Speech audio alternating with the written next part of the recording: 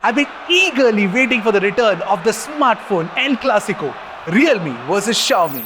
Xiaomi 14 Civi or Realme GT6, which is the best flagship killer under Rs 40,000. Let the battle begin. Hi, I'm Arshad. You're watching Track and Take English, your destination for detailed, incisive gadget reviews. So the Realme GT6 is actually a flashy doppelganger of its younger sibling, the Realme GT60, but it's made of all glass compared to plastic on the GT60. Xiaomi 14 Civi, on the other hand, quite literally, actually has patent leather on one side and glass on the other side, and it's textured glass no less. While the design of the 14 Civi did grow on me, I like the black color variant better, but looks are subjective and your opinion might vary. But what's not subjective is that the 14 Civi actually has a better in-hand feel compared to the Realme GT6, primarily because it's a smaller phone. Plus you get the quad curved display plus curved back, so all of that sits very nicely and comfortably in the hand. On the other hand, Realme is wider, has a larger display, is slightly thicker and slightly heavier. It's not bad for a 6.78-inch phone, but yeah, this one's got better ergonomics. And Realme's got a plastic frame. Xiaomi has an aluminum one, which makes it feel more premium. You also get the same buttons and ports on both the phones, including the Type-C 2.0 port at the bottom, which is a huge letdown on phones that cost 40,000 rupees. It should have been USB Type-C 3.1. But the IR blaster on both these phones, that's good. That's awesome actually. What's also awesome, I'm guessing, if you guys agree, is the content on Track and Take English. And if you are here for the first time and haven't subscribed yet, hit that subscribe button. Help us reach 1 million as soon as possible. There's one advantage on the GT6 though, and that is the fact that you get IP65 rating on this phone. You don't get any IP rating on the Xiaomi 14 Civi, at least not an official one. As for the display protection, both have Corning Gorilla Glass Victus 2, so you can do this.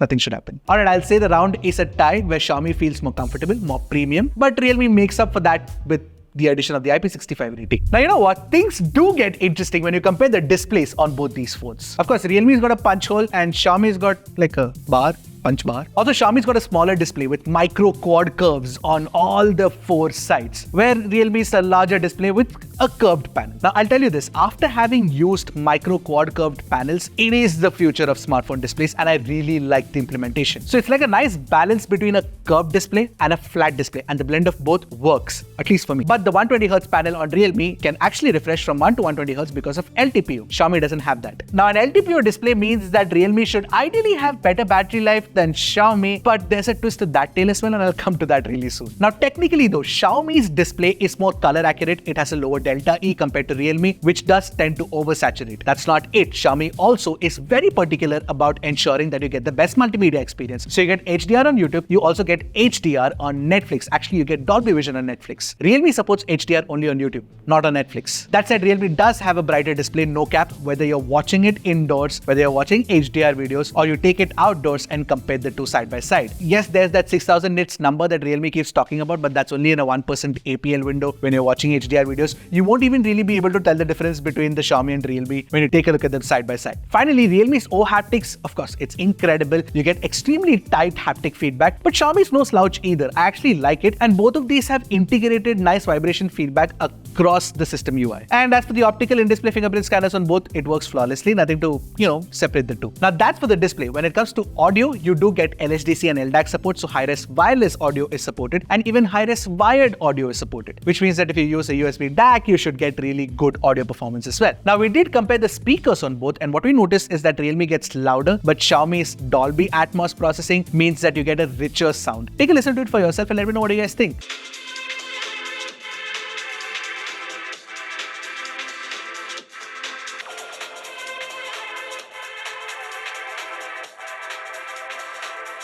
Overall though, Xiaomi is the better multimedia phone compared to Realme. So Snapdragon 8 Gen 3, LPDDR5X RAM type, UFS 4.0 storage. If you opened up one of these two phones, the innards are going to be the same, but the performance tuning is kinda different. So Xiaomi scored higher both in Antutu and in Geekbench. That's not it. It offered better CPU stability in our 40-thread 30-minute CPU throttle test. What surprised me the most was actually the gaming performance. Now both these phones support BGMI at 90 FPS and COD at 120 FPS. But we played Genshin Impact at highest graphics and 60 frames per second for 30 minutes, and we got higher average FPS on Xiaomi compared to Realme. But most importantly, the device skin temperature was lower on Xiaomi compared to Realme, which was a complete surprise to us considering Realme has a larger vapor cooling chamber. Now, I know that a lot of people are wondering, how is this possible? Xiaomi CV4 Pro in China didn't have great performance, it throttled, it was hot. Well, they seem to have fixed it in the 14 CV, and I can only report what we saw. And truth be told, I've called out Xiaomi for bad performance tuning in the past. Well, the 14 CV is actually good performance tuning. Now, add to the list of surprises, despite having a smaller 4700 mAh battery compared to the 5500 mAh unit inside the GT6, we actually got better battery life on the 14 CV. The screen on time was higher. While the difference in screen on time is not much and it's kind of negligible, Xiaomi has definitely tuned the performance and the battery life really well on the 14 CV, at least in the Indian variant of the phone. But yes, Realme does charge faster thanks to the 120 watt charging support on Realme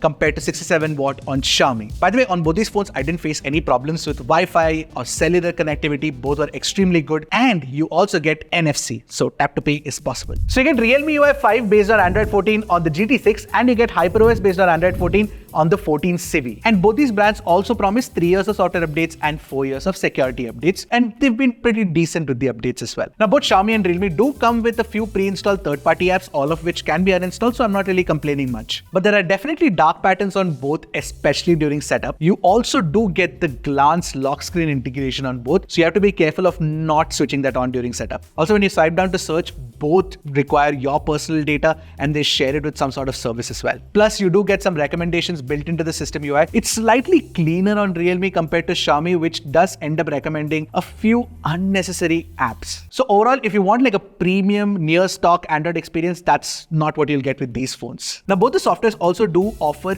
AI features, or some sort of it at least. So Xiaomi's AI features are limited to the Gallery app. You get a Pro Eraser feature, which is like a magic eraser. You also get the AI Sky Change option, which is the first thing that Xiaomi introduced even before other brands, and it does it really well. Plus, you've also got generative fill in the form of AI expansion, and that works really well too. Realme, on the other hand, does offer way more AI features than just the Gallery app or the Photos app. Within the Photos app, you get AI Smart Removal, and that works okay. Apart from that, you do get the Auto Pixelate feature, which I actually kind of like. Essentially, what happens is that if the Photos app detects that there is some sensitive information in your photo, like a phone number of somebody, then it pixelates it, which is damn nice. But apart from the Photos app, there are a few other AI features like AI Screen Recognition. So in certain supported apps, a 2-finger tap will end up, scanning the display and showcasing all of the content that can be copied, for example, images and text. There's also an AI Eye Comfort feature, which basically looks at your eyes to see if they are fatigued and then soothes the display so that, it is comfortable for you to view. Now, we tried it out. It's kind of weird. These features already exist in a different form. There's also another very weird AI Smart Loop feature. Basically, with this feature, you can actually take any image and drag it to the side, and there's like a loop with all the apps listed in them, and you can share them directly. Now, Realme is actually using AI here to recommend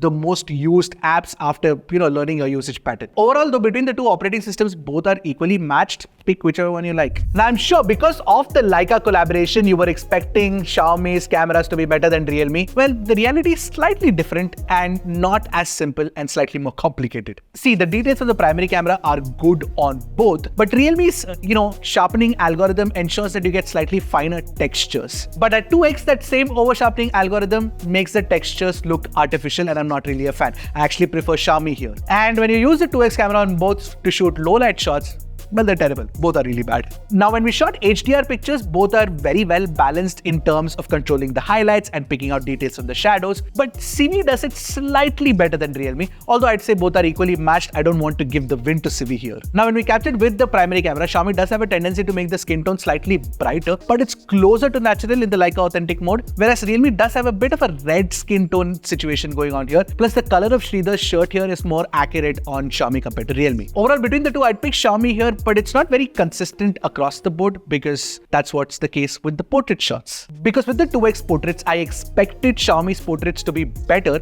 but I really like Realme's portrait shot here. It's got very good skin tones and extremely great semantic segmentation, and the kind of bokeh drop-off is very similar to what the iPhone does. So you have the body also out of focus here, and I kind of like it. It's a very nice drop-off that you get. Although when you're shooting people against a harsh backlight, the HDR tuning is done better on Xiaomi because it keeps keeps things natural here. It looks a little more organic compared to the over-processed artificial look of Realme, where of course the image is brightened. Now when we look at the low-light shots captured by the two phones, Realme does have a brighter exposure compared to Xiaomi. You can tell that for yourself. But if you look at it closely at 100% crop, Xiaomi's details look more natural. The over-sharpening algorithm tends to make details look slightly unnatural on Realme. That's not it. Realme's noise correction algorithm smoothens out a lot of details from the picture. Also interestingly, Realme's ultra-wide shots seem to be better than Xiaomi's, and it seems to have more details even with the 8MP camera compared to 12MP on, Xiaomi. Anyway, when it comes to color science consistency, actually both the phones are doing a fairly decent job if you ask me. I like it. Now, one area where I like Xiaomi over Realme is definitely in selfie performance. The skin tones are very close to neutral. I hope that, Xiaomi had the same skin tones with the primary camera as well and wasn't as inconsistent. Anyway, you also do get sharper details, and even against the light, the HDR selfies look better on Xiaomi compared to Realme. In fact, even with the multi-stack processing for portrait selfies, I like Xiaomi over Realme. Having said that, with low-light selfies, both are actually really bad. Now, both these phones can also shoot 4K 60fps videos with the primary camera. There was a lot of focus hunting issues that I noticed with the Xiaomi footage. Also, Xiaomi's footage had noise in the shadows, which Realme did not. That said, Xiaomi does have better sound recording quality.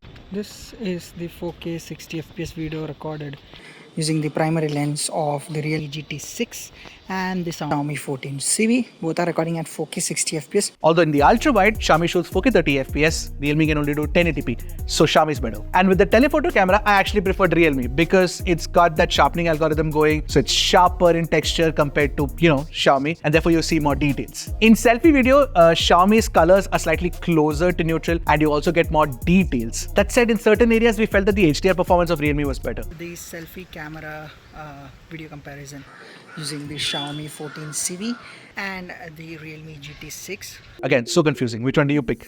Let me know in the comments below. So overall, if you look at it, both these cameras are kind of inconsistent. Sometimes Realme takes a really good shot, sometimes Xiaomi takes a really good shot. So yeah, to pick out a winner is very, very tough. So I thought Xiaomi 14CV would be the better camera of both because of the Leica branding, but Realme is also pretty competent. Now, to conclude, both these phones are the complete opposite of what the brand's marketing material will tell you. So the Xiaomi 14CV is a more premium phone with better performance chops than the Realme GT6. I actually expected the camera performance to be, incredibly better, which is not really the case. On the other hand, the GT6, which is supposed to be a part of the GT lineup, which is meant to be performance oriented, well, it actually has good camera performance, which is why you should keep watching Track and Take English comparisons because you will get to know the truth of the matter. Which one's your favorite? Let me know in the comment section below, and I'll see you guys in the next one. Until then, keep tracking and stay safe.